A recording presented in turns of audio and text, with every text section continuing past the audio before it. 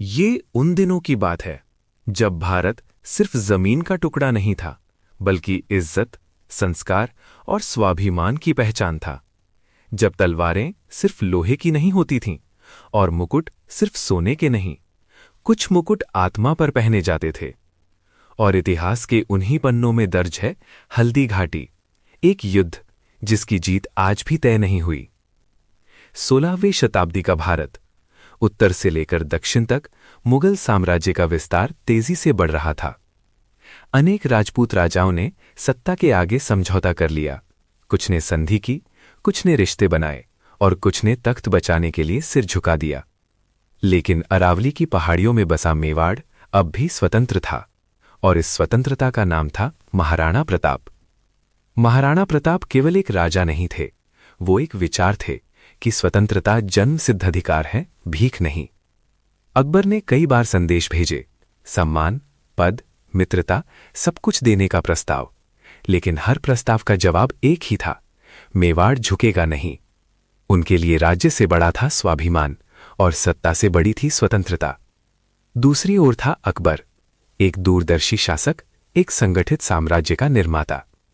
उसका उद्देश्य सिर्फ जीत नहीं था, बल्कि पूरे भारत को एक सत्ता के नीचे लाना था। मेवाड़ का विरोध उस साम्राज्य के लिए एक खुली चुनौती था। 18 जून 1576, हल्दी घाटी का संकरा दर्रा, पीली मिट्टी, चारों ओर पहाड़, एक ओर सीमित संसाधन, दूसरी ओर विशाल मुगल सेना। नगाड़े गूंजे, घोड़े दौड़े, तलवारें टकराईं। महाराणा प्रताप सीधे रणभूमि के केंद्र में, हर वार में आजादी की गूंज। उनका घोड़ा चेतक, घायल फिर भी न रुका।